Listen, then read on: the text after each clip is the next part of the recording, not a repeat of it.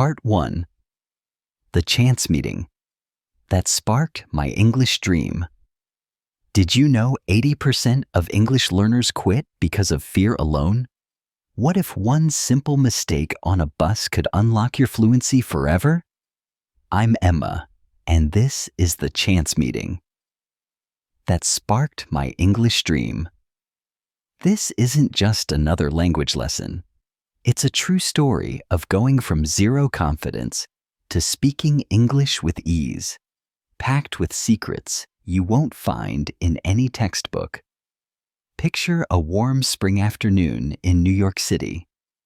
I'm on a crowded bus, squeezed between strangers, my backpack heavy from college books. The air smells like coffee and exhaust, and I'm panicking about my terrible English skills. I'm a beginner. My words stumble every time, and my cheeks burn with embarrassment when I even try to speak. Across from me, two women are chatting in perfect English, their accents crisp and confident. They're talking about a Broadway show, laughing about the plot twists. I catch words like amazing and hilarious, but the rest is a blur. I want to join in, to say something, anything, but my mind screams, "You'll sound stupid." Still, something pushes me to try. I was sure I'd fail, but what happened next shocked me. I take a deep breath and say, "Excuse me, do you like Broadway shows?" My voice shakes, and I'm certain I've messed up the grammar. But they smile, nod, and one says, "Your English is better than you think. You're braver than most learners we've met." We talk for 10 minutes, simple words, slow sentences, and it feels like magic. They're from London, visiting New York for a theater festival, and they're patient, encouraging me to keep going. 10 minutes of broken English, and they give me their email saying, "Come visit us in London someday." That invitation changes everything. I realize I don't need to be perfect to start speaking English. I just need to start. Unlike cramming endless vocabulary lists that leave you frustrated, this one moment teaches me to just speak and let the words flow. This video is your roadmap to turn small moments into big wins. You'll discover how I went from that shaky bus conversation to studying in London, mastering simple methods to build confidence, grow your vocabulary, and speak without fear. You'll get practical tips, real-life examples, and common mistakes to avoid, all designed for learners like you who want to improve English while enjoying the process. By the end, you'll see how one conversation can spark your own journey to fluency. Comment, "I'm ready" below if you want to learn English like I did, and let's dive in together. Don't miss the secret I learned next. It could change how you learn English forever. Part 2. Settling into London and discovering a unique school. Did you know 90% of English learners waste years by choosing the wrong school? What if my first day in London almost ended my dream before it began? I'm Emma, and this is Settling into London and Discovering a Unique School. This isn't just another language story. It's about finding a method that made English fun, not frustrating, with secret you won't find in any textbook. Picture a rainy afternoon at Heathrow Airport. I'm alone, my backpack heavy from college books, heart racing with excitement and fear. Taxis honk outside, and I'm in a cozy cafe nearby, sipping tea, wondering if coming to London was a huge mistake. I had that email from the bus women, but no plan. I thought, "Emma, pick the wrong school, and you'll go home no better than before, wasting time and money." Unlike my old classes, where I memorized grammar but froze in conversations, I needed something real. Would I find it? I searched online right there, scrolling reviews while the rain tapped the window. That's when I found a language academy near Covent Garden, promising no textbooks, just real talk. But would it be another dead end? I walked in, nerves buzzing like before a big date. The teacher greeted me, saying, "Forget books. Real talk is how you learn fastest." And another student nodded. "I've improved in just 1 week." We sat in a cozy lounge, London's busy streets outside, and she explained immersion. Learning through conversations, like kids do. No grammar drills, just role plays like ordering coffee or sharing stories. Here's an example. In my first class, I talked about my favorite movie with a classmate from Brazil. We stumbled, laughed, and by the end, I ordered coffee in English without hesitating, something I'd never done before. In my opinion, connecting with people, not books, makes learning stick, because back home, I'd forget everything after class. This school showed me anyone can learn this way, and you can too. This video is your guide to skip years of struggle with simple methods to build confidence and speak naturally. You'll get tips, examples, and mistakes to avoid, all designed for learners like you. Comment. I'm in below if you've ever felt stuck learning English and join my journey. Don't skip this. The next tip could cut your learning time in half. So, let's jump into my first class, where a pronunciation secret made me sound like a local in days. Part 3. Why traditional textbooks fail and immersion wins. Did you know that 95% of English learners who stick to textbooks end up quitting within months, frustrated and no better off? What if the real key to fluency isn't in pages of rules, but in something far simpler and more powerful? But hold on. Before I spill the beans, let's dive into why traditional textbooks fail and immersion wins every time. I'm Emma, and as I settled into my first class at that unique London school, surrounded by students from around the world in a bright room with windows overlooking the bustling market below, I felt a mix of nerves and hope, wondering if this would finally be different from the boring drills I'd endured back home. Picture me there flipping through an old textbook I'd brought along, its pages filled with endless grammar charts that made my head spin, while the teacher dimmed the lights for a quick demo, and I thought, this could be the moment everything changes, or just another letdown. But here's the first big hook. Have you ever wondered why staring at books leaves you tongue-tied in real conversations? The truth is, textbooks fail because they focus on rules without context, turning learning into a chore that doesn't stick. For example, back in my college days in New York, I'd memorize verb tenses for hours, but when I tried ordering a coffee at a cafe, I'd freeze up, the words vanishing like smoke, because those rules weren't tied to real life. In my opinion, that's the trap so many fall into, and it broke my confidence until I realized books alone can't build the natural flow you need. It's like trying to learn to swim by reading about water without ever jumping in. Now, linking that to the flip side, what if I told you immersion wins by mimicking how kids learn, effortlessly and joyfully?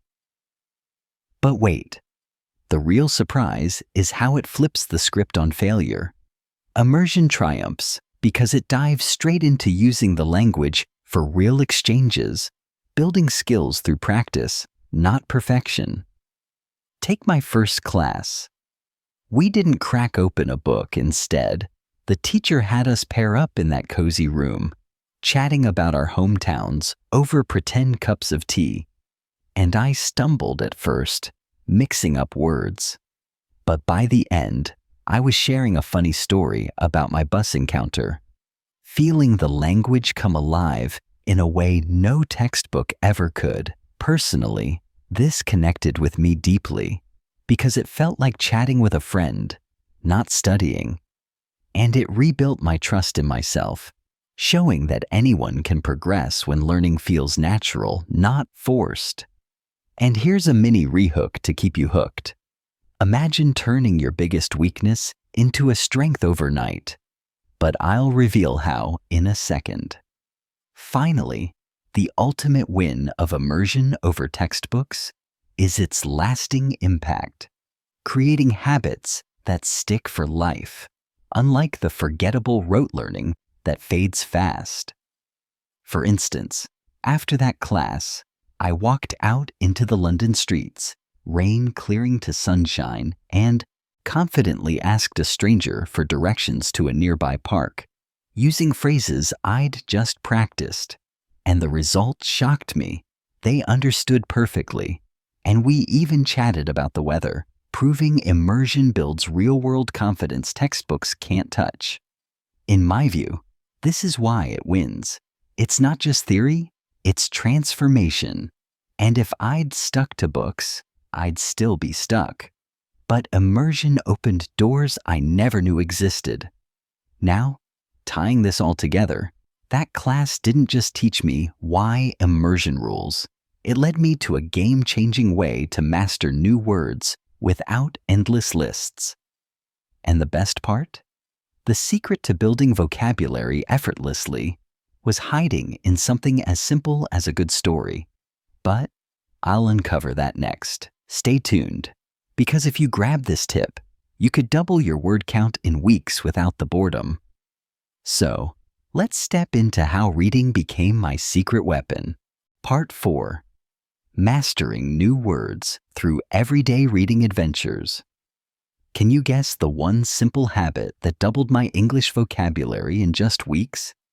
What if I told you it's not flashcards or apps, but something you might already love doing? Let's dive into mastering new words through everyday reading adventures. I'm Emma, and in my early days at that unique London school, I was sitting in a Yawzy classroom, sunlight streaming through the window, the chatter of Covent Garden outside, thinking I'd need years to learn enough words to speak confidently. But then, my teacher dropped a bombshell that changed everything. Here's the first big hook. Have you ever felt overwhelmed by endless word lists that you forget the next day? The truth is, reading every day is the fastest way to learn new words naturally, without the stress of memorizing. Back in New York, I used to spend hours with flashcards, trying to cram words like opportunity or fascinating, but they'd slip away when I needed them most, like when I tried chatting with a barista and blanked out, feeling like a failure.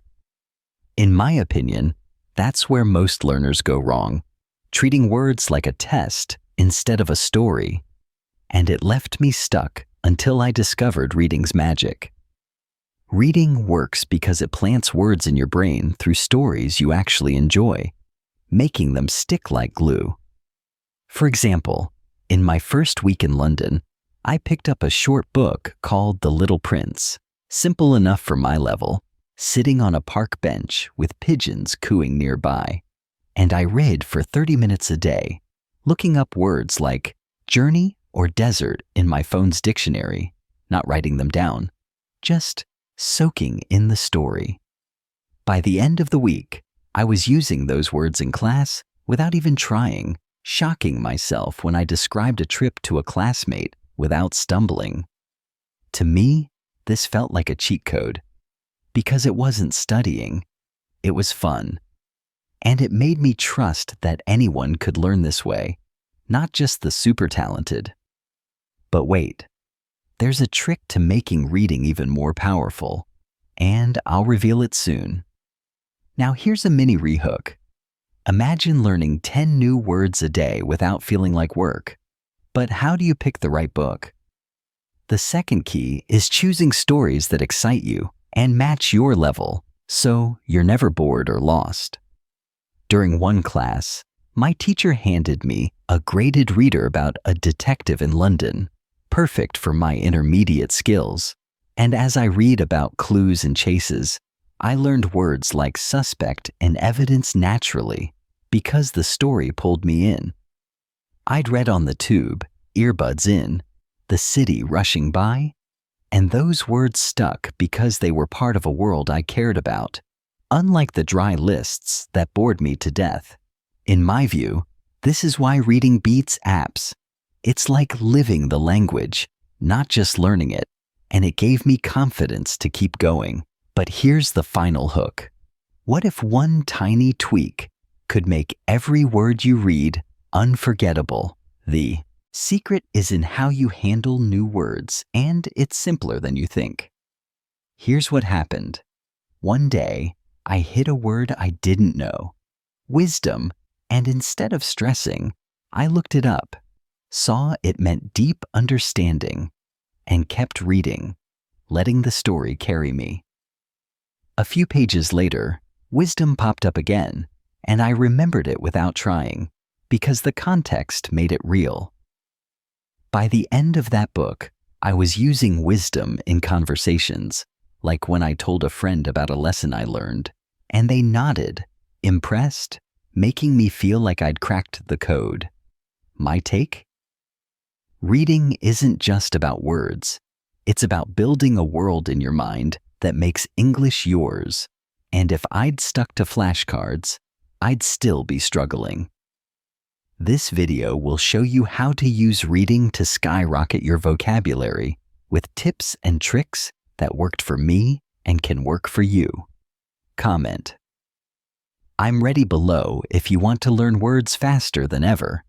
And stay with me, because the next secret turned my biggest weakness, pronunciation, into a strength overnight. Let's explore how a simple trick made me sound like a local in no time. Part 5.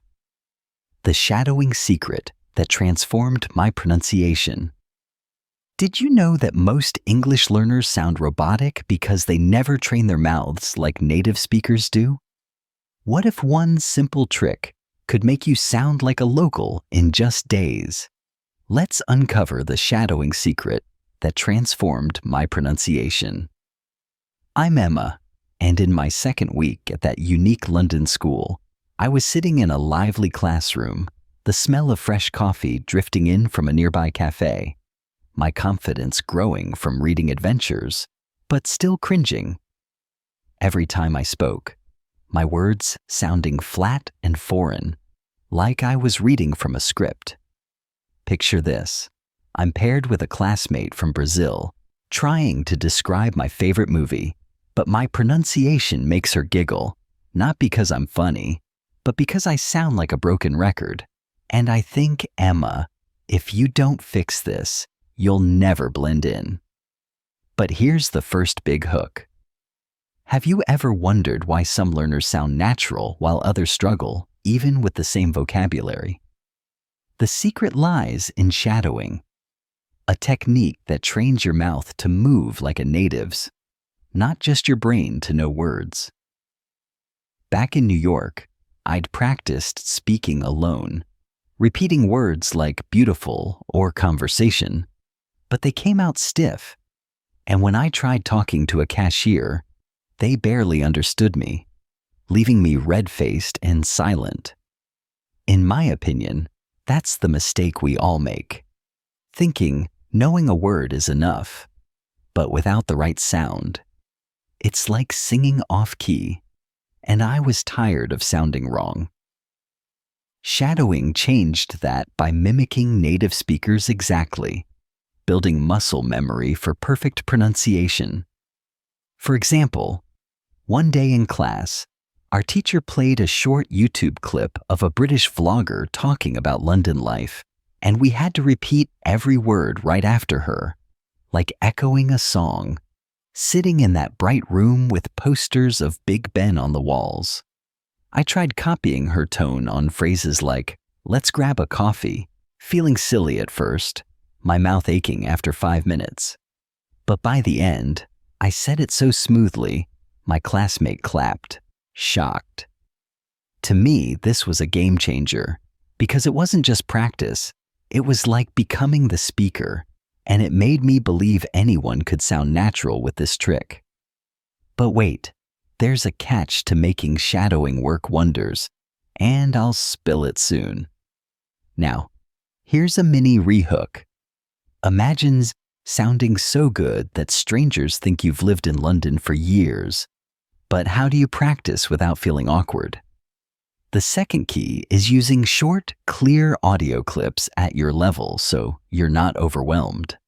In class, we used a 3-minute podcast about daily routines, easy enough for intermediates, and I shadowed it on my phone while walking through Hyde Park, the wind rustling the trees, repeating lines like I start my day with tea, until my mouth felt natural, not forced. In my view, this beats reciting vocabulary alone, because you're learning rhythm and tone, not just words, and it gave me the courage to keep going, even when my mouth ached. But here's the final hook. What if one tiny tweak could make your shadowing practice twice as effective? The secret is consistency. Just 10 minutes a day, and the results will blow you away. Here's what happened.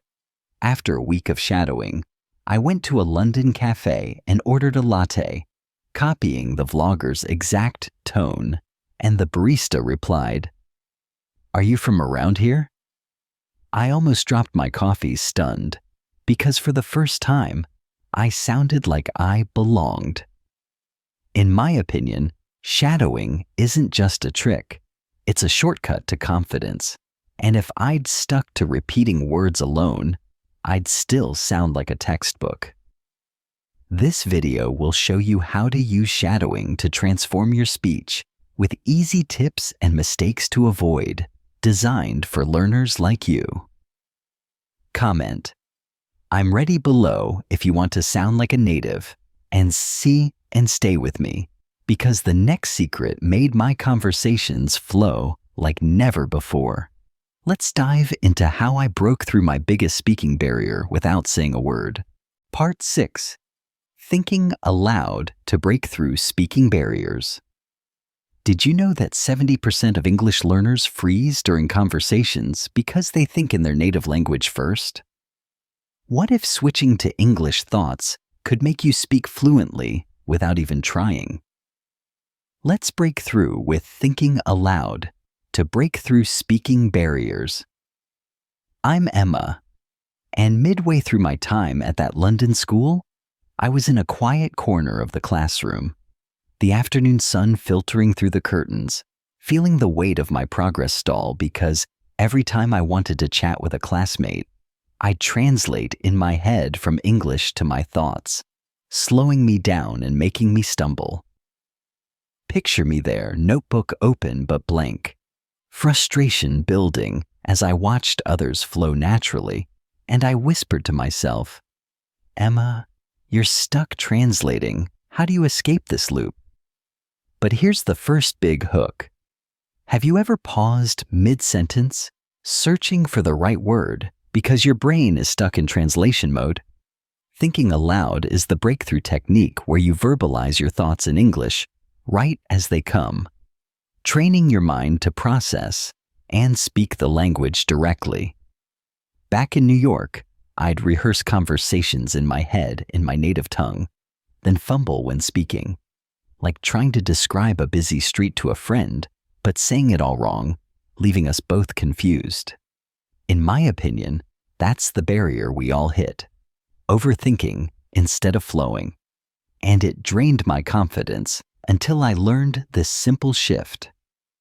Thinking aloud works by building direct neural paths for English, turning internal monologue into spoken practice without the translation delay. For example, in class, our teacher started us with basic sentences, like saying out loud while walking around the room, "I'm hungry. What should I eat today?" I felt awkward at first, my voice echoing softly against the walls lined with world maps. But after a few minutes, I was describing my morning routine naturally. I'm brushing my teeth now. It feels fresh. To me, this was liberating, like unlocking a door in my brain, because it wasn't rote repetition, it was real thinking. And it made me trust that even shy learners like me could push past the block. But wait, there's a way to make it even more effective without feeling silly. And I'll share that next. Now, here's a mini rehook. Imagine chatting with anyone without those awkward pauses. But how do you start small without embarrassment? The second key is beginning with simple, everyday thoughts to build comfort and fluency. Gradually, one evening after class, I tried it alone in my tiny London flat, the rain pattering on the window, saying aloud as I made tea, "This cup is hot. I need to be careful." And it flowed easier than expected, helping me connect ideas without switching languages. In my view, this beats silent practice because speaking it out loud strengthens the habit, and it gave me the nudge to try it in real talks, like ordering food without hesitating. But here's the final hook. What if combining it with a daily routine could erase your speaking fears forever? The secret is consistency in private moments, and the payoff is huge. Here's what happened. After 2 weeks of thinking aloud during walks in Regent's Park, birds chirping around me, I joined a group discussion. In class about travel dreams, and words poured out effortlessly. I'm excited to visit Paris someday. No translation needed, and my classmates leaned in, engaged, making me realize I'd broken through. In my opinion, thinking aloud isn't just a method, it's a mindset shift that turns barriers into bridges. And if I'd kept translating, I'd still be stuck. But this made English feel like my own voice. This video equips you with steps to use thinking aloud for smoother speaking, including tips and common pitfalls to dodge, all tailored for learners like you. Comment. I'm ready below if you want to break your own barriers, and stay with me, because the next lesson showed me grammar doesn't need to be a nightmare. Let's explore how I learned it naturally without a single rulebook. Did you know that 80% of English learners struggle with fluency because they think in their native language instead of speaking their thoughts out loud? What if one quirky habit could make your words flow effortlessly, like you've been speaking English your whole life? Let's break through with thinking aloud to break through speaking barriers. I'm Emma, and during my 3rd week at that vibrant London school, I was in a sunny classroom overlooking the Thames, my pronunciation improving from shadowing, but still freezing up when it came to real talks, my mind racing in my native tongue while my mouth stayed silent, feeling like a wall I couldn't climb. Picture this. I'm with a group of classmates from Italy and Japan, trying to share a personal story, but I hesitate, translating everything in my head, and the moment passes, leaving me frustrated and quiet. I thought, Emma, if you don't find a way to speak freely, you'll never truly connect. But here's the first big hook. Have you ever paused mid-conversation because your thoughts are trapped in another language? Thinking aloud breaks that barrier by training your brain to form English sentences naturally, turning silent ideas into spoken words without the mental block. Back in New York, I'd rehearsed dialogues in my head, but when I opened my mouth, nothing came out right. Like when I tried explaining my day to a friend over coffee and ended up mumbling, defeated. In my opinion, that's the hidden trap for so many of us. Overthinking instead of just expressing. And it kept me from real progress until thinking aloud showed me it's okay to start simple and messy. The technique works by verbalizing your everyday thoughts in English, building fluency through repetition and confidence. For example, one afternoon in class, our teacher suggested we try it right there. So I started saying out loud, "I'm sitting by the window. The river looks calm today." I feel excited, but a bit nervous, keeping sentences short and basic, like a child learning to talk. And as the words flowed, my classmates nodded, encouraging me. To me, this was liberating because it wasn't about perfection. It was about practice in a safe space, and it made me trust that even beginners can gain fluency this way, step by step. But wait, there's a secret to avoiding the awkwardness that stops most people, and I'll share it next. Now, here's a mini rehook. Imagine chatting with anyone without that inner translator slowing you down. But how do you make it a daily habit? The second key is starting with simple routines, so it feels natural, not forced. In my routine, I'd walk along the South Bank after class, the boats gliding by and tourists chatting nearby, thinking aloud about what I saw, like, "This bridge is old but strong. I wonder how many people cross it daily," using basic words I knew from reading. And gradually, my sentences got longer without effort. In my view, this beats silent practice because you're hearing yourself speak, building rhythm and reducing hesitation, and it gave me the boost to join group discussions without fear. But here's the final hook. What if combining thinking aloud with a little twist could skyrocket your progress even more? The secret is doing it consistently for 10 minutes a day, and the transformation is incredible. Here's what happened. After 2 weeks, I met a local at a market stall, buying fresh fruit. And instead of pausing to translate, I thought aloud in my head first, then said, "These apples look juicy. Are they from nearby farms?" The vendor smiled and replied at length, and we talked for 5 minutes effortlessly, as if I'd always spoken this way. In my opinion, thinking aloud isn't just a method. It's a mindset shift that turns barriers into bridges. And if I'd kept thinking silently, I'd still be stuck. This video will guide you through using thinking aloud to unleash your speaking potential, with practical steps and common pitfalls to dodge, tailored for learners like you. Comment. I'm ready below if you want to speak without barriers, and stay with me. Because the next technique made grammar feel effortless. No rules required. Let's explore how I learned English grammar the natural way. Part 7. Learning grammar without endless rules and drills. Did you know that 85% of English learners dread grammar because they think it's just endless rules and boring drills? What if you could master grammar without ever opening a textbook or memorizing a single chart? Let's dive into learning grammar without endless rules and drills. I'm Emma, and by my 4th week at that unique London school, I was sitting in a colorful classroom, the sound of street musicians drifting in from outside, feeling more confident with my speaking thanks to thinking aloud, but still terrified of grammar, my old enemy that made me feel like I'd never get English right. Picture this.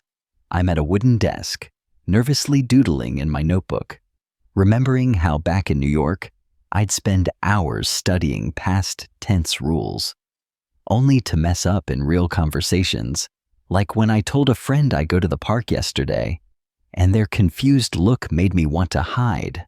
I thought, Emma, if grammar keeps tripping you up, you'll never sound natural. But here's the first big hook. Have you ever felt paralyzed by grammar rules, unable to speak because you're scared of getting it wrong? The secret is learning grammar naturally through exposure, just like kids pick it up without a single drill.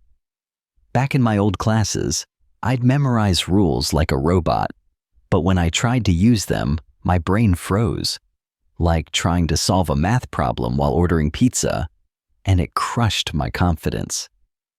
In my opinion, that's the trap we fall into, thinking rules are the only way. But they're like training wheels that slow you down in real life. Natural grammar learning works by absorbing patterns through reading and listening, letting your brain figure out the rules without effort.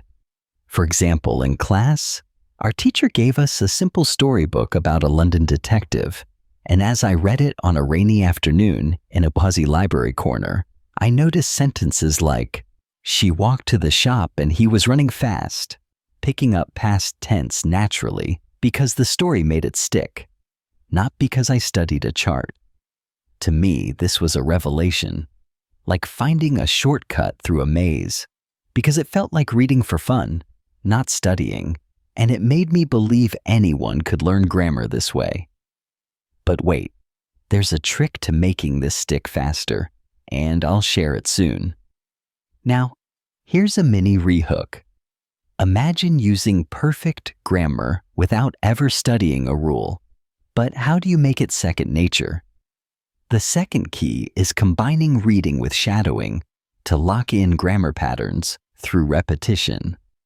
One day, our teacher played a podcast about travel adventures, and we shadowed lines like, "I've been to Paris, it's amazing," repeating the present perfect tense while standing in that lively classroom, the energy buzzing as we mimicked the speaker's flow.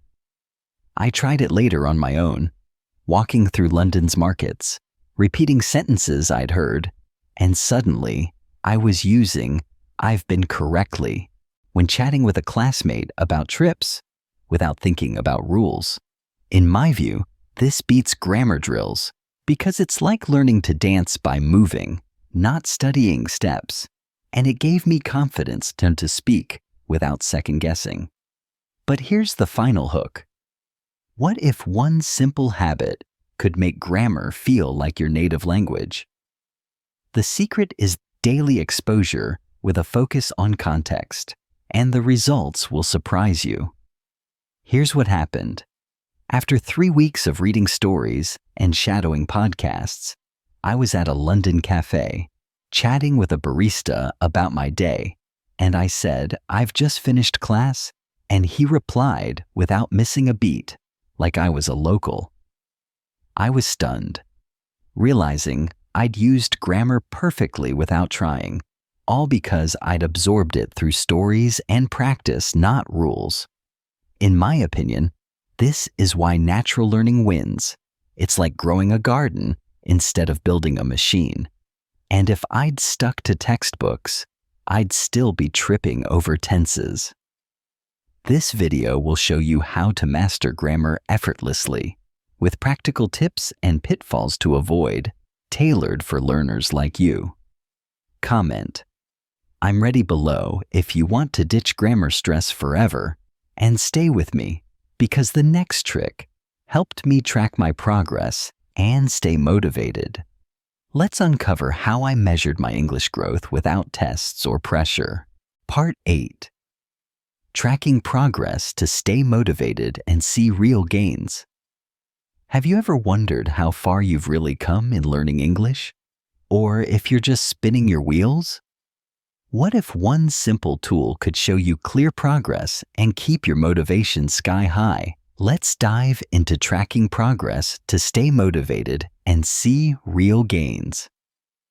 I'm Emma, and about a month into my time at that incredible London school, I was sitting in a bustling classroom, the hum of the city outside blending with our chatter, my confidence growing from natural grammar and shadowing, but still wondering if I was actually getting better or just feeling good. Picture this. I'm at a desk by a window, watching raindrops race down the glass. My notebook filled with new words like adventure and courage, but a nagging thought hits me, Emma. How do you know you're not stuck in the same place you were weeks ago? But here's the first big hook. Have you ever felt like your English efforts are invisible, with no way to measure your wins? Tracking progress with a simple test can light up your growth, showing you exactly how far you've come. Back in New York, I'd study for hours without checking my level. So, when I failed to explain a simple idea to a friend at a diner, I felt like I'd learned nothing, crushed by the thought I was wasting time. In my opinion, that's the mistake we all make, grinding without measuring. And it kills motivation because you can't see the gains. Tracking works by using quick, easy tests to measure your vocabulary and skills, giving you proof of progress to keep you going. For example, one day in class, our teacher introduced us to a website called testyourvocab.com, and we all took a 2-minute quiz on our phones, right there in the room with colorful travel posters on the walls, to see how many words we knew. I scored 2,100 words, a huge jump from the 1,500 I started with, and it felt like winning a race, showing me my reading and shadowing were paying off. To me, this was a game changer, because seeing numbers climb made learning exciting, not a chore. And it convinced me anyone could stay motivated with this trick. But wait, there's a way to track smarter, and I'll reveal it soon. Now, here's a mini rehook. Imagine seeing your English level soar every month, but how do you pick the right tool? The second key is testing regularly, like once a month, to spot trends and set goals without stress. After that first test, I made it a habit to check my vocabulary every 4 weeks, sitting in a quiet London cafe, sipping tea while tourists passed by. And each time my score grew, like from 2,100 to 2,400 words in a month, pushing me to keep reading stories and shadowing podcasts. In my view, this beats guessing your progress, because numbers don't lie. And they gave me a spark to push harder, like a runner seeing faster times. But here's the final hook. What if one small tweak could make tracking your progress feel like a personal victory every time? The secret is celebrating every milestone, no matter how small, and the payoff is huge. Here's what happened. After 2 months, I hit 2,800 words, and during a class discussion about favorite cities, I described New York with new phrases like vibrant streets and towering skyline, words I'd learned naturally. And my teacher said, "Emma, you're sounding like a local now." I was stunned, realizing those tests weren't just numbers, they were proof I was becoming fluent, and I celebrated with a cupcake from that cafe, feeling unstoppable. In my opinion, tracking isn't just about data, it's about seeing yourself grow, and if I'd never measured my progress, I'd have quit, thinking I wasn't improving. This video will show you how to track your English journey to stay motivated, with easy tools and pitfalls to avoid, tailored for learners like you. Comment, "I'm ready" below if you want to see your progress soar, and stay with me, because the next secret taught me how to embrace mistakes without fear. Let's explore how I turned errors into stepping stones for fluency. Part 9. Embracing mistakes as steps toward fluent conversations. Did you know that 90% of English learners avoid speaking because they're terrified of making mistakes? What if those mistakes were the secret to unlocking fluent conversations? Let's dive into embracing mistakes as steps toward fluent conversations. I'm Emma, and in my 5th week at that amazing London school, I was sitting in a lively classroom, the scent of rain-soaked cobblestones wafting through an open window, my vocabulary growing, and pronunciation sharper, but still freezing up in group chats, scared I'd say something wrong and look foolish. Picture this. I'm in a circle with classmates from Spain and Korea, trying to share a story about a weekend trip, But my words tangle, and I say I goed to the park instead of went, and the room goes quiet, my face burning as I think, Emma, you've ruined it. They'll think you're clueless. But here's the first big hook. Have you ever stopped talking because you're afraid of messing up grammar or sounding silly? Embracing mistakes is the key to fluency because they're not failures, they're practice. Just like kids make errors when learning to talk. Back in New York, I'd stay silent in coffee shop chats, worried I'd misuse a word like beautiful. And when I did slip up, saying beautifuler, my friend's puzzled look made me want to disappear. In my opinion, that's where we all stumble, letting fear of errors stop us. But I learned mistakes are how you grow, not something to hide from.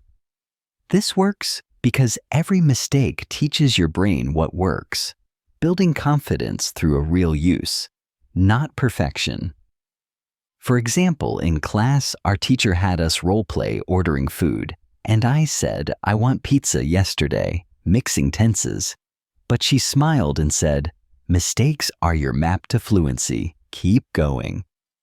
So I tried again, laughing in that cozy room with travel posters on the walls, and got it right. I wanted pizza yesterday. Feeling a rush of pride.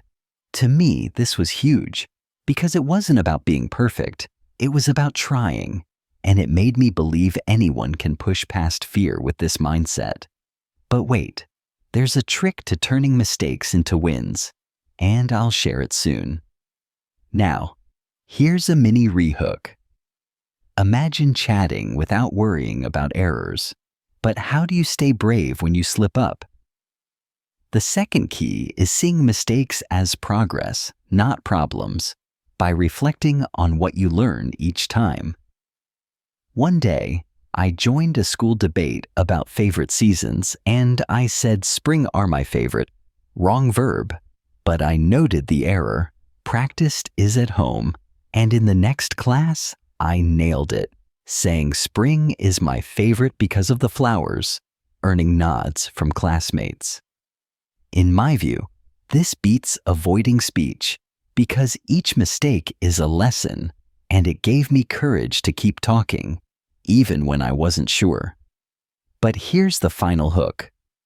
What if one simple habit could make every mistake a stepping stone to fluency? The secret is reviewing your errors lightly, without judgment, and the results are incredible. Here's what happened.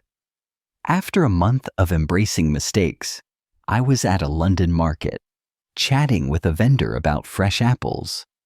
And when I said I buyed these last week instead of bought, he gently corrected me, and we laughed, continuing the talk for 10 minutes, my longest yet, with no shame, just connection. I was stunned, realizing mistakes didn't stop me. They pushed me forward, and I felt like I belonged in the conversation. In my opinion, embracing errors isn't just a strategy, it's freedom. And if I'd stayed afraid, I'd still be silent. This video will show you how to turn mistakes into fluency builders, with easy steps and pitfalls to avoid, tailored for learners like you. Comment, I'm ready below if you want to speak without fear, and stay with me, because the next secret showed me how to make new words stick forever. Let's explore how I mastered vocabulary in a way that felt effortless. Part 10. The 5 stages of remembering words for good. Have you ever looked up a new English word only to forget it 10 minutes later? What if there's a natural process your brain already uses to lock in words forever? Let's dive into the 5 stages of remembering words for good. I'm Emma, and about 6 weeks into my journey at that incredible London school, I was sitting in a cozy classroom, the faint sound of a street violin drifting in, my confidence growing from embracing mistakes, but still frustrated Because new words like opportunity or challenge would slip away right after I learned them. Picture this. I'm flipping through a graded reader at a wooden desk, the smell of old books around me, and I'm annoyed thinking, Emma, why can't you remember these words when you need them? But here's the first big hook. Have you ever felt like your brain betrays you, forgetting words just when you're about to use them? The 5 stages of word memory show you how to make words stick naturally without endless flashcards. Back in New York, I'd write down words like fascinating, but when I tried using them in a chat at a diner, my mind went blank, leaving me feeling dumb and defeated. In my opinion, that's where we all get stuck, trying to force memory instead of letting it grow, and it crushed my motivation until I learned these stages. The first key is understanding that memory works in 5 natural phases, from seeing a word for the first time to using it effortlessly, like a child learning to talk.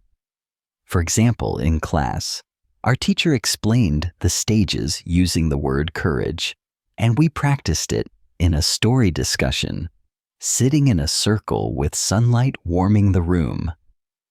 I saw courage in my book, looked it up, then recognized it later, felt its meaning, knew it passively, and finally used it actively, saying, I found courage to speak English, and my classmates nodded, impressed. To me, this was mind-blowing, because it wasn't about cramming. It was about patience, and it made me believe anyone can master words this way. But wait, there's a way to speed up these stages, and I'll share it soon.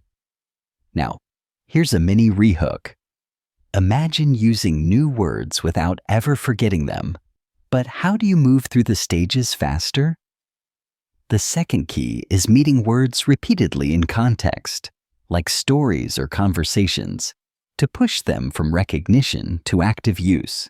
One day, I was reading a detective novel on a London bus, the city buzzing outside, and I kept seeing the word suspect, looking it up once, then spotting it again in class discussions, and by the 3rd time, I used it in a role play, saying, the suspect ran away, feeling it roll off my tongue naturally. In my view, this beats memorizing lists, because context makes words alive, and it gave me confidence to keep reading and talking without fear of forgetting. But here's the final hook. What if one tiny habit could make every word you learn unforgettable? The secret is combining reading with shadowing to cement words through repetition, and the results are incredible. Here's what happened. After a month of reading and shadowing, I was at a London cafe, chatting with a local about a news story, and I said, the report mentioned a new opportunity using a word I'd struggled with weeks before, and the local replied, you sound like you've been here forever. I was floored, realizing those 5 stages had turned a forgotten word into part of my voice, all because I let context and practice guide me. In my opinion, this process isn't just science. It's like planting seeds that grow into fluency, and if I'd stuck to flashcards, I'd still be forgetting words. This video will show you how to use the 5 stages to make words yours forever, with practical steps and pitfalls to avoid, tailored for learners like you. Comment, I'm ready below if you want to stop forgetting words, and stay with me, because the next trick made listening feel like second nature. Let's explore how I boosted my listening skills without stress. Part 11. Boosting listening skills with daily audio habits. Have you ever struggled to understand English conversations, even when you know the words? What if just 30 minutes a day could make listening feel as natural as breathing? Let's dive into boosting listening skills with daily audio habits. I'm Emma, and in my 7th week at that amazing London school, I was sitting in a vibrant classroom, the buzz of the city filtering through the window. My vocabulary stronger, and mistakes no longer scaring me, but still feeling lost when people spoke too fast, like I was drowning in a sea of words. Picture this. I'm at a desk with a view of the Thames, scribbling notes, frustrated after a cafe chat where I missed half of what a local said about the weather, thinking, Emma, if you can't understand real English, what's the point of all this work? But here's the first big hook. Have you ever felt like English conversations fly by too fast, leaving you behind? Daily audio habits can train your ears to catch every word, like tuning a radio to the perfect signal. Back in New York, I'd watch English movies with subtitles, but without them, I'd catch maybe 10%. Like when a friend talked about a party and I nodded cluelessly, feeling left out. In my opinion, that's the trap we all fall into, thinking listening just happens. But I learned it's a skill you build with the right practice. Daily audio practice works by immersing your ears in English at your level, helping you recognize patterns and sounds naturally. For example, in class, our teacher gave us a simple podcast about daily life, perfect for intermediates, and we listened for 30 minutes, sprawled on beanbags in that cozy room, picking up phrases like, I'm heading to work. I tried it at home, listening on my phone while strolling through Hyde Park, birds chirping around me, and I started catching words like routine and breakfast without effort.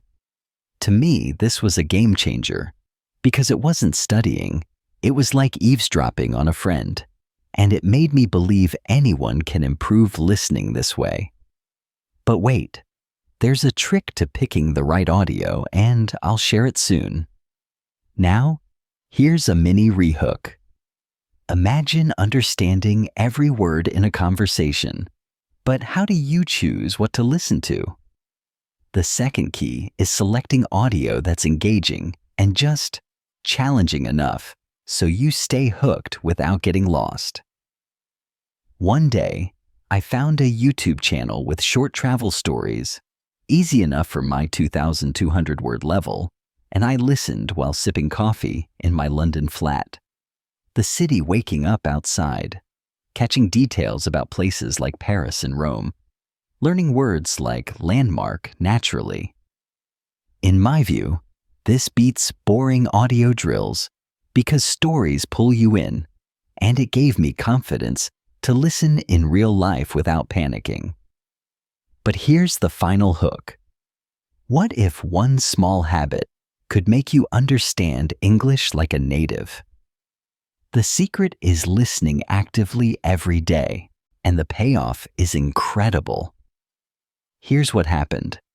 After a month of 30-minute daily audio, I was at a London pub with classmates, and when a local joined our chat about music, I followed every word, even slang like wicked, and joined in, saying, I love this band's vibe, earning a grin from the group. I was stunned, realizing my ears had learned to keep up, all because I listened daily to stories I loved. In my opinion, this isn't just practice, it's like training your ears to hear the world in English, and if I'd skipped it, I'd still be lost in conversations. This video will show you how to boost your listening with daily habits, with easy tips and pitfalls to avoid, tailored for learners like you. Comment. I'm ready below if you want to hear English clearly, and stay with me, because the next secret showed me how to fuel my learning with passion. Let's explore how I found my drive to keep going strong. Part 12. Finding your inner drive to keep learning alive. Did you know that 80% of English learners give up because they lose the spark that keeps them going?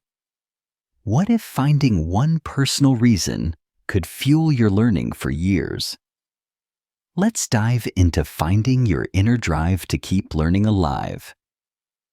I'm Emma, and in my 8th week at that incredible London school, I was sitting in a cozy classroom, the faint hum of a nearby market outside, my listening skills sharper and mistakes no longer holding me back, but feeling a creeping doubt, wondering if I'd burn out before reaching fluency. Picture this. I'm at a desk with a view of colorful street stalls, my notebook open, but my mind wandering, thinking, Emma, you've come so far, but what's going to keep you pushing forward when the excitement fades? But here's the first big hook. Have you ever started learning English with enthusiasm, only to feel it slip away as weeks drag on? Finding your inner drive is the secret to staying motivated, because it connects learning to something you truly care about. Back in New York, I'd start strong with new study plans, but after a month, I'd skip days, distracted by work or Netflix, like when I stopped practicing for weeks and couldn't even order food confidently, feeling like I'd failed myself.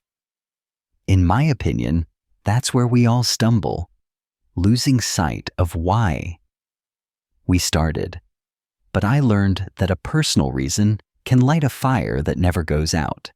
Your inner drive comes from tying English to a passion or goal that excites you, making learning feel like a journey, not a chore. For example, in class, our teacher asked us to share why we wanted to learn English, and I said I loved American music, sitting in that lively room with posters of world landmarks, and realized I wanted to understand song lyrics without a translator, like decoding a favorite band's story. I started listening to songs daily, singing along on my walks through London's parks, the autumn leaves crunching underfoot, and it made every new word feel like a treasure. To me, this was a revelation, because it wasn't just studying, it was chasing something I loved. And it made me believe anyone can find their own spark to keep going. But wait, there's a way to make your drive unstoppable, and I'll share it soon. Now, here's a mini rehook. Imagine learning English every day because it feels like a hobby, not work. But how do you find your reason? The second key is identifying a specific goal that lights you up, whether it's a job, travel, or a personal dream.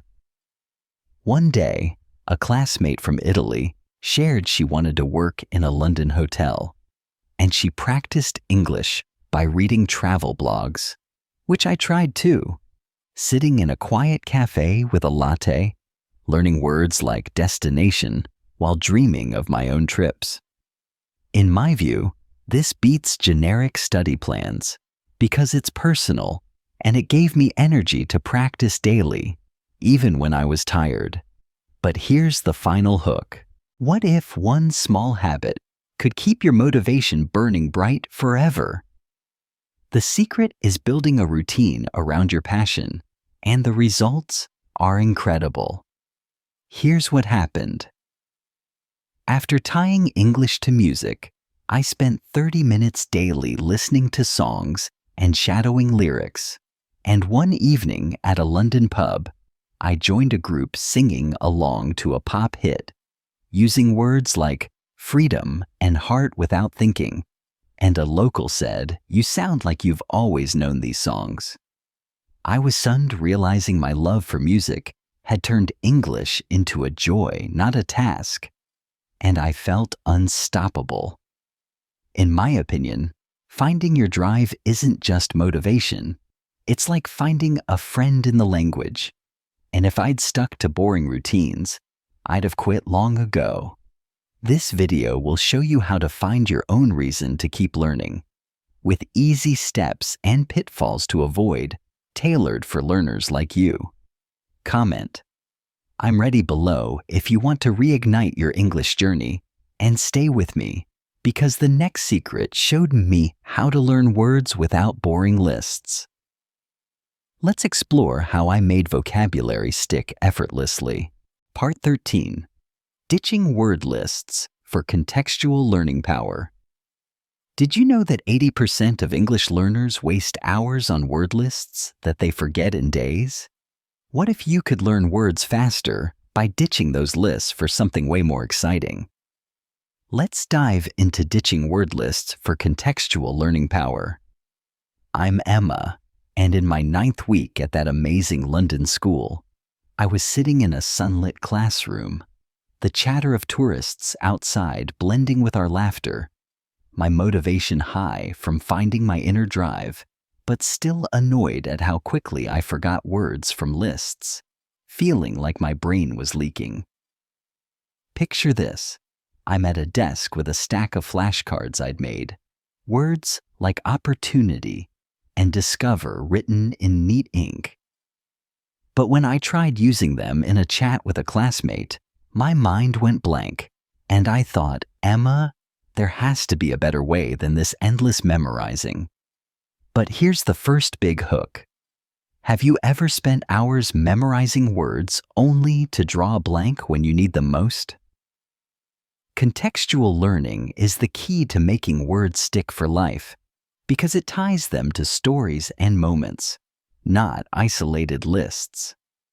Back in New York, I'd spend nights cramming lists of 50 words, like effort or solution. But when I tried describing a plan to a friend over coffee, I'd stumble, forgetting them all, feeling like I was starting over every time. In my opinion, that's the trap we all fall into, treating words like flashcards instead of living stories, and it drained my energy until I discovered context is king.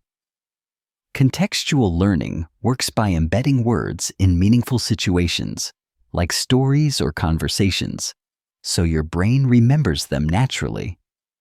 For example, in class, we read a short story about a traveler sitting in that cozy room with maps on the walls, and I learned the word adventure because it was tied to a tale of hiking mountains, not just a definition.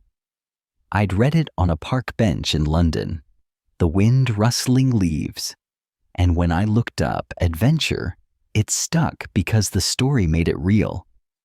To me, this was a breakthrough because it felt like exploring, not studying, and it convinced me anyone can learn words this way. But wait, there's a trick to picking the right context, and I'll share it soon. Now, here's a mini rehook. Imagine words sticking in your mind like your favorite song lyrics, but how do you choose what to read?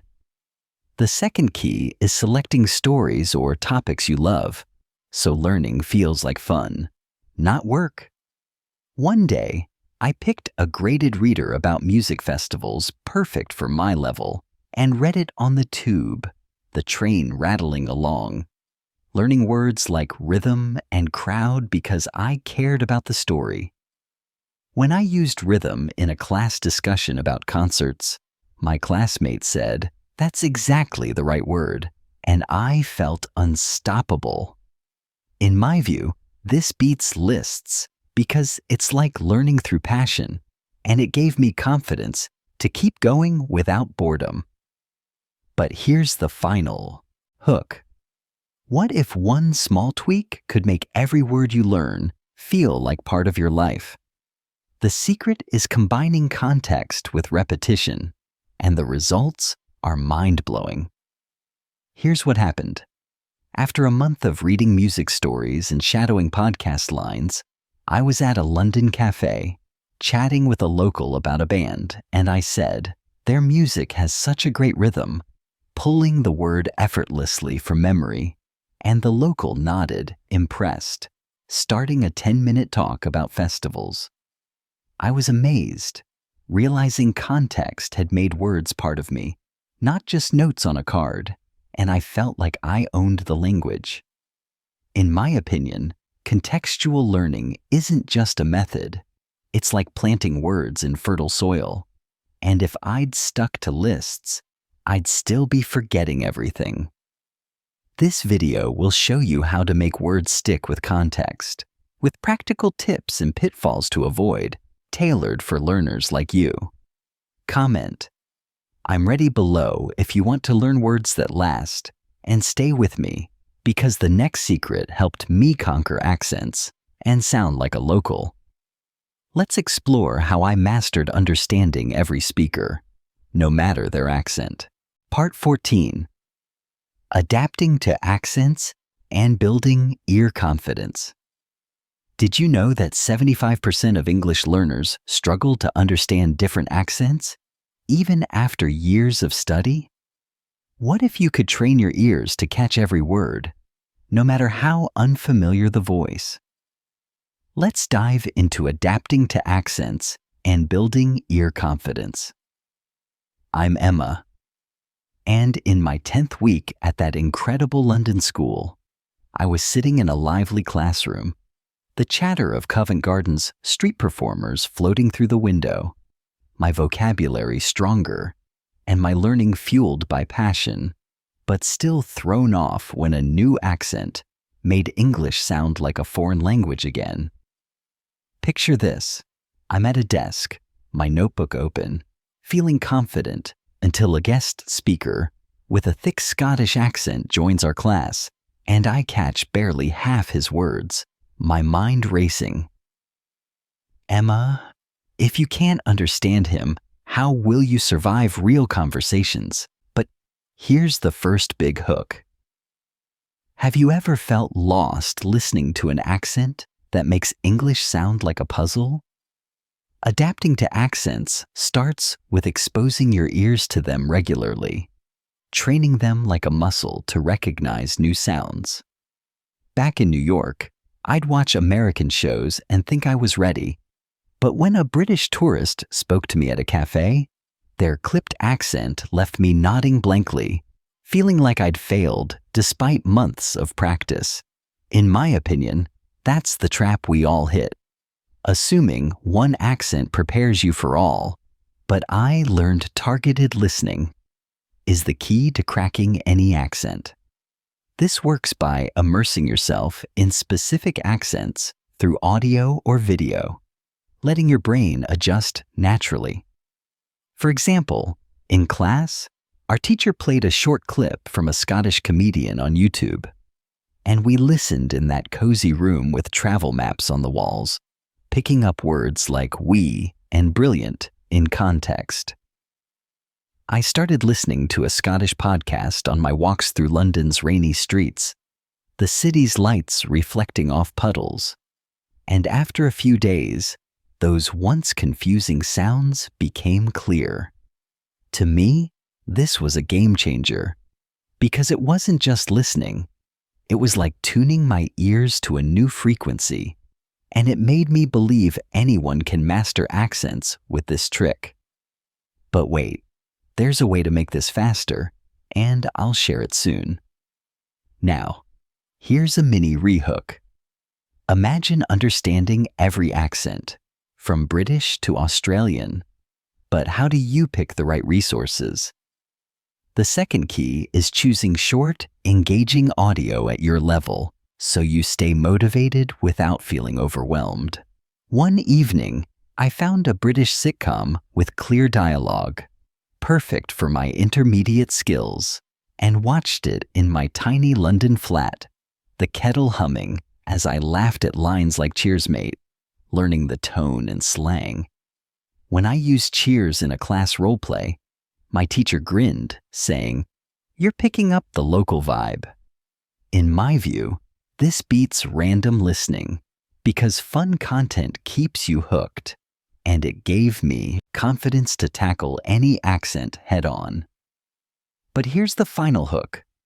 What if one small habit could make every accent feel like your own language? The secret is consistent daily exposure, and the results are mind-blowing. Here's what happened. After 2 weeks of listening to that sitcom for 15 minutes daily, I was at a London market, chatting with a vendor who had a strong Australian accent. And when he said, "No worries, mate," I understood every word and replied, "That's awesome," keeping the talk going for 10 minutes about his travels. I was stunned, realizing my ears had adapted, making accents a strength, not a barrier, all because I practiced daily with shows I loved. In my opinion, this isn't just a method. It's like unlocking a new level of English, and if I'd ignored accents, I'd still be lost in conversations. This video will show you how to conquer any accent with daily habits, with practical tips and pitfalls to avoid, tailored for learners like you. Comment.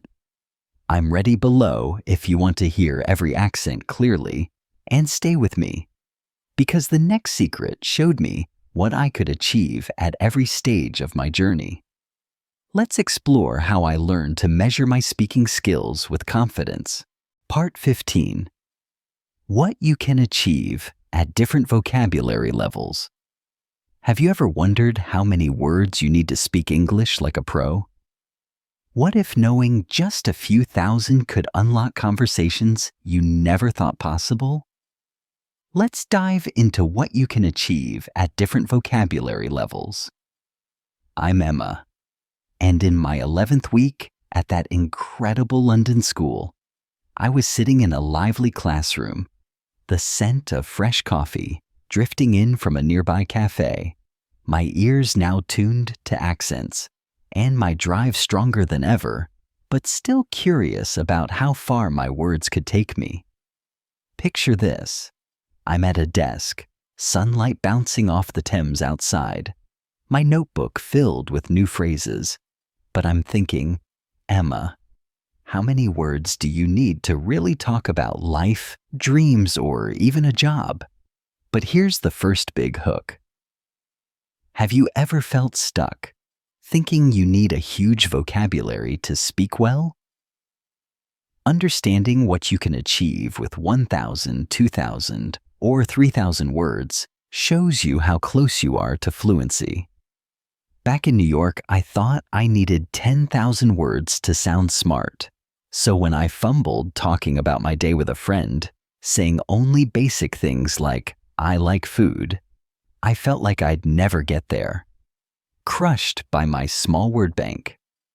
In my opinion, that's where we all get lost, assuming more words equal better English. But I learned each vocabulary level unlocks new possibilities. The first key is knowing that with just 1,000 words, you can handle basic daily chats, like ordering food or asking directions. For example, in class, we did a role play in that cozy room with world maps on the walls, using simple words like hungry and where to order lunch at a pretend cafe. And I managed a full 5-minute talk, saying I want a sandwich please, feeling proud despite the simplicity. To me, this was eye-opening, because it showed even beginners can communicate, and it made me believe anyone can start with just a small vocabulary. But wait, there's a way to make every level count more, and I'll share it soon. Now, here's a mini rehook. Imagine holding deeper conversations with just 2,000 words. But what can you really say? The second key is that 2,000 words let you talk about personal topics like hobbies, family, or travel, making chats more meaningful. One day, I joined a class discussion about favorite places, standing by the window with London's buzz outside, and used words like beautiful and adventure to describe a park I loved, keeping up for 10 minutes without stumbling. And my classmate from Brazil said, "You sound so confident now." In my view, this beats obsessing over more words, because it's about using what you know well, and it gave me the push to aim higher. But here's the final hook. What if 3,000 words could make you sound almost native in any conversation? The secret is leveraging each level with real-world practice, and the results are incredible. Here's what happened. After hitting 3,000 words, I was at a London pub with locals, talking about music festivals using words like exciting and culture. And when I said, "This festival has a vibrant energy," a local replied, "You talk like you've been here for years." I was stunned, realizing each vocabulary level built a new layer of fluency, and I'd gone from basic chats to rich discussions in weeks. In my opinion, knowing what each level unlocks isn't just a guide. It's like a map to freedom. And if I'd kept chasing endless words, I'd still be stuck. This video will show you how to maximize every word you know, with practical steps and pitfalls to avoid, tailored for learners like you. Comment, "I'm ready" below if you want to unlock new conversations, and stay with me, because the next secret helped me overcome shyness in ways I never expected. Let's explore how I conquered fear to speak with ease. Part 16. Overcoming shyness with simple description tricks. Have you ever stayed silent in an English conversation because shyness stopped you cold? What if a simple trick could turn your fear into fearless speaking? Let's dive into overcoming shyness with simple description tricks. I'm Emma, and in my 12th week at that incredible London school, I was sitting in a cozy classroom, the sound of a distant busker's guitar drifting in, my vocabulary now at 3,000 words, and my listening sharp but still clamming up in group talks, my heart pounding at the thought of sounding foolish. Picture this. I'm at a desk, the afternoon light casting shadows on my notebook, watching my classmates chat easily about their weekend plans, while I sit quiet thinking, "Emma, if you don't speak up, you'll miss every chance to connect." But here's the first big hook. Have you ever felt too shy to speak, worried you'll stumble over words you don't know?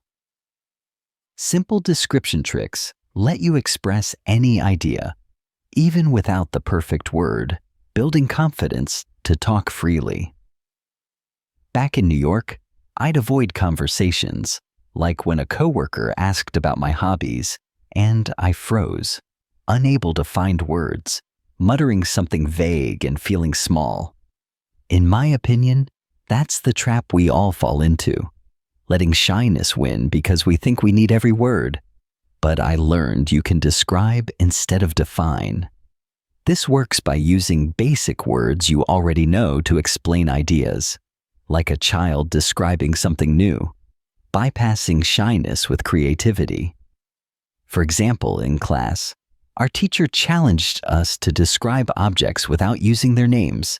So I tried explaining a key, saying, "It's a small metal thing to open doors, in that lively room with world flags on the walls," and my partner guessed it right away, making me feel bold.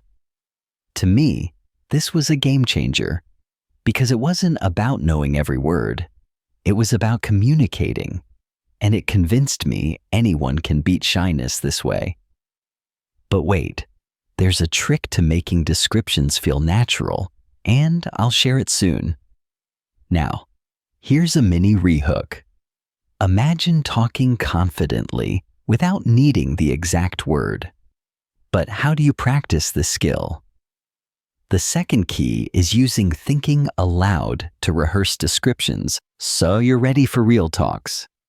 One evening, I practiced alone in my London flat, the city lights twinkling outside, saying aloud, "This is a shiny tool for cutting food," describing a knife, and it built my confidence to describe on the spot.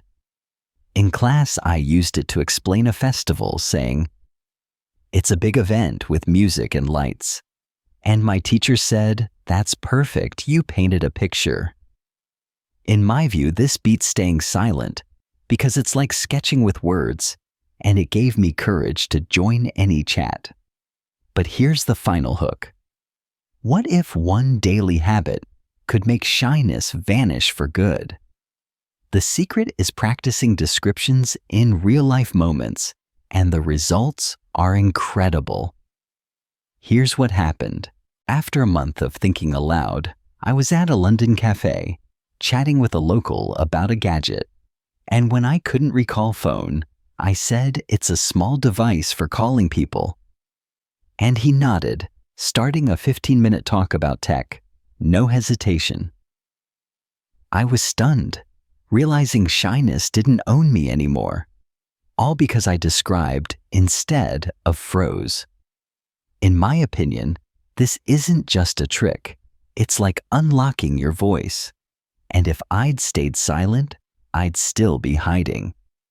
This video will show you how to conquer shyness with description tricks, with easy steps and pitfalls to avoid, tailored for learners like you. Comment. I'm ready below if you want to speak without fear, and stay with me, because the next secret showed me I was born to learn languages. Let's explore how I discovered my hidden talent for English. Part 17. Unlocking your hidden talent for languages. Did you know that 90% of people believe they're not talented enough to master a new language? What if I told you that you're already wired to learn English like a pro? Let's dive into unlocking your hidden talent for languages. I'm Emma, and in my 13th week at that incredible London school, I was sitting in a warm classroom, the faint clatter of a nearby tea shop drifting in, my shyness fading and my vocabulary soaring, but still doubting if I had what it takes to become fluent. Picture this. I'm at a desk, the evening light painting the walls golden, watching a new classmate confidently chat in English, and I'm thinking, Emma, they must have a special gift, and you don't. Why is this so hard for you? But here's the first big hook. Have you ever felt like fluency is only for naturally gifted people? The truth is, everyone has a hidden talent for languages, because you've already mastered one, your native tongue. Back in New York, I thought I was hopeless at English, struggling with basic phrases like, I want coffee. And when I failed to explain a movie plot to a friend, I felt doomed, convinced I lacked the talent others had. In my opinion, that's the lie we all believe, thinking we're not built for languages, but I learned we're all born with the ability to learn them. This works because your brain is designed to absorb languages through use, just like you learned as a child, and tapping into that ability unlocks your potential. For example, in class, our teacher pointed out that we all learned our first language without lessons, and we practiced by describing our childhood games, sitting in that cozy room with world flags overhead. I shared how I learned to say ball and run as a kid, and realized I could do the same with English words like adventure, feeling a spark of confidence. To me, this was a revelation, because it wasn't about being special, it was about using what I already had, and it convinced me anyone can unlock their talent. But wait, there's a trick to activating this gift, and I'll share it soon. Now, here's a mini rehook. Imagine speaking English as naturally as your first language. But how do you tap into that talent? The second key is practicing like a child, using simple, repetitive tasks to build fluency without pressure. One day, I joined a class exercise where we mimicked kids' conversations, saying things like, I like to play outside while standing in a circle, the London skyline visible outside, and it felt silly but freeing, helping me use words like enjoy effortlessly. In my view, this beats thinking you need a genius brain, because it's about play, not perfection, and it gave me courage to believe in my own abilities. But here's the final hook. What if one daily habit could make you feel like a language prodigy? The secret is consistent, playful practice, and the results are incredible. Here's what happened. After a month of childlike exercises, I was at a London park with classmates, playing a game where we described objects in English, and I said, "This tree is tall and green," using words naturally, and a local nearby joined in, saying, "You sound like you've always spoken English." I was stunned, realizing my brain had the talent all along, unlocked by simple practice, not some rare gift. In my opinion, this isn't just a method. It's like rediscovering your own power. And if I'd believed I wasn't talented, I'd still be stuck. This video will show you how to unlock your language talent with easy steps and pitfalls to avoid, tailored for learners like you. Comment, "I'm ready" below if you want to feel like a natural at English, and stay with me, because the next secret made my conversations flow without effort. Let's explore how I learned to speak fluently with zero stress. Part 18. Speaking fluently without speed or perfection pressure. Have you ever thought fluency means speaking English fast and perfect like a native? What if true fluency is about flowing naturally without any pressure at all? Let's dive into speaking fluently without speed or perfection pressure. I'm Emma, and in my 14th week at that incredible London school, I was sitting in a cozy classroom, the hum of a nearby market blending with our chatter, my hidden talent for languages unlocked, and my vocabulary thriving, but still hesitating in conversations, worried I wasn't fast enough or polished enough to sound good. Picture this. I'm at a desk, the evening sun glowing through the window, watching a classmate from Japan share a story effortlessly, while I stumble over words, thinking, "Emma, if you can't speak quickly and flawlessly, you'll never seem fluent." But here's the first big hook. Have you ever frozen in a chat because you thought fluency means speed and perfection? True fluency is about speaking without long pauses, using what you know with confidence no matter how simple. Back in New York, I'd try to talk fast to impress friends, but I'd trip over words like exciting sounding rushed and unclear, like when I described a movie and they looked confused, making me feel I'd never get there. In my opinion, that's the trap we all fall into, chasing speed instead of flow. But I learned fluency is about ease, not rushing. Fluency works by practicing steady, natural speech, focusing on clear ideas over perfect grammar or rapid pace. For example, in class, our teacher had us practice short talks, saying simple sentences like, "I enjoy music," in that lively room with travel posters, and I focused on keeping my words smooth, not fast, surprising myself when my classmate said, "You sound so clear today." To me, this was a breakthrough, because it wasn't about being perfect. It was about connecting, and it made me believe anyone can sound fluent this way. But wait, there's a trick to building this flow, and I'll share it soon. Now, here's a mini rehook. Imagine talking without stumbles, but how do you practice without stress? The second key is using thinking aloud daily to train your brain for smooth speech, not speed. One evening, I practiced in my London flat, the city lights twinkling outside, saying aloud, "I'm cooking dinner. It smells good," keeping my pace steady, and it felt like chatting with a friend. In class, I used this to describe a trip, saying I visited a park. It was beautiful, and my teacher nodded, saying, "That's fluency, Emma, clear and natural."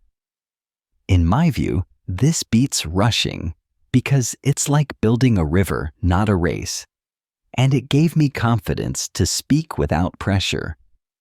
But here's the final hook. What if one daily habit could make your speech flow like a native's? The secret is consistent practice in real moments, and the results are incredible. Here's what happened. After a month of thinking aloud, I was at a London cafe, chatting with a local about books, saying, "I read a great story last week," with no pauses, and he replied, "You talk so naturally. Are you from here?" I was stunned, realizing fluency wasn't about speed or perfection, but about flowing effortlessly, all because I practiced steady speech daily. In my opinion, this isn't just a method. It's like finding your own voice in English, and if I'd chased perfection, I'd still be stumbling. This video will show you how to achieve fluency with ease, with practical steps and pitfalls to avoid, tailored for learners like you. Comment, "I'm ready" below if you want to speak fluently without stress, and stay with me, because the next secret helped me choose the right path for my learning. Let's explore how I found the perfect way to keep growing. Part 19, Choosing the Right Path and Enjoying Every Step. Did you know that 70% of English learners pick the wrong path and lose their passion for learning? What if choosing the right way could make every step feel like an adventure you love? Let's dive into choosing the right path and enjoying every step. I'm Emma, and in my 15th week at that incredible London school, I was sitting in a vibrant classroom, the hum of the city outside mixing with our lively debates, my fluency growing and my confidence soaring, but facing a big question as my course neared its end, wondering, "Emma, how do you keep learning when you're back on your own?" Picture this. I'm at a desk, sunlight streaming through the window, my notebook filled with tips from shadowing to thinking aloud, but feeling a knot in my stomach, thinking about returning to New York and losing this progress without the right plan. But here's the first big hook. Have you ever worried you're on the wrong track, wasting time on methods that don't work? Choosing the right path means picking a learning style that feels fun and fits your life, keeping you hooked for the long haul. Back in New York, I'd followed rigid study plans, cramming grammar books that bored me to death, and when I tried talking to a coworker, I'd stumble, feeling like I'd chosen a dead end. In my opinion, that's the mistake we all make, sticking to methods that feel like a chore. But I learned the right path is one you enjoy. The first key is finding a learning routine that excites you, like a hobby, so you never want to quit. For example, in class, our teacher asked us to design our own English plans, and I chose reading music blogs and shadowing song lyrics, sitting in that cozy room with travel posters, because I loved music and it made me eager to practice daily, learning words like harmony naturally. To me, this was a game changer because it wasn't just learning, it was living my passion, and it convinced me anyone can stay committed with the right path. But wait, there's a trick to picking the best routine, and I'll share it soon. Now, here's a mini rehook. Imagine learning English every day because it feels like fun. But how do you know what's right for you? The second key is testing your progress regularly to ensure your path is working, adjusting if it feels off. One day, I took a quick online vocab test in a London cafe, the clink of cups around me, and saw I jumped from 3,000 to 3,500 words, confirming my music-based plan was paying off. So I kept it up, tweaking it to add short podcasts. In my view, this beats blindly studying because checking progress keeps you on track, and it gave me confidence to trust my choices. But here's the final hook. What if one simple habit could make every learning moment joyful? The secret is building a flexible routine you love and checking it monthly, and the results are incredible. Here's what happened. After crafting my plan, I returned to New York and stuck to it, reading music blogs and shadowing lyrics daily. And at a friend's party, I joined a chat about concerts, saying, "This band's energy is electric," using words I'd learned. And a guest said, "You talk like you've studied abroad for years." I was stunned, realizing my joyful path had made me fluent, all because I chose what I loved and checked my growth. In my opinion, the right path isn't just a plan. It's like picking a favorite trail to hike. And if I'd stuck to boring methods, I'd have quit long ago. This video will show you how to choose a learning path you love, with easy steps and pitfalls to avoid, tailored for learners like you. Comment. I'm ready below if you want to make English fun forever. And stay with me, because the next secret showed me how my journey transformed my life. Let's explore how I became an English teacher a year later. Part 20. A year later. Reflecting on lasting changes and growth. Did you know that 95% of English learners never imagined they could teach the language themselves one day? What if everything you've learned could transform your life in ways you never expected? Let's dive into a year later. Reflecting on lasting changes and growth. I'm Emma, and it's been a full year since I left that incredible London school, now sitting in a New York cafe, the clink of cups around me, my notebook filled with memories of London, feeling a mix of pride and amazement at how far I've come since that nervous bus ride where it all began. Picture this. I'm at a small table by the window, the city bustling outside, reflecting on how I went from stumbling over simple sentences to teaching English to beginners. Wondering, Emma, how did you turn your fears into this new life? But here's the first big hook. Have you ever dreamed that your English journey could lead to a life-changing transformation? The key is consistency in using all the tools you've learned, from reading to shadowing, to build lasting growth. Back in New York before London, I'd given up on English, thinking I'd never speak well. Like when I failed to describe a movie to a friend and felt stuck forever. In my opinion, that's where we all falter, assuming small steps won't lead to big changes. But I learned that steady practice creates a new you.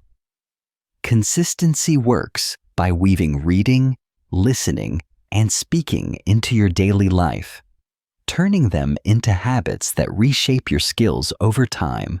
For example, after London, I kept up my 30-minute routine of reading music blogs, shadowing podcasts, and thinking aloud, sitting in this very cafe a year ago, learning words like inspire while watching people pass by, and it built my fluency without feeling like work. To me, this was a revelation, because it wasn't just practice, it was living English, and it convinced me anyone can transform with this approach. But wait, there's a way to make these habits stick for life, and I'll share it soon. Now, here's a mini rehook.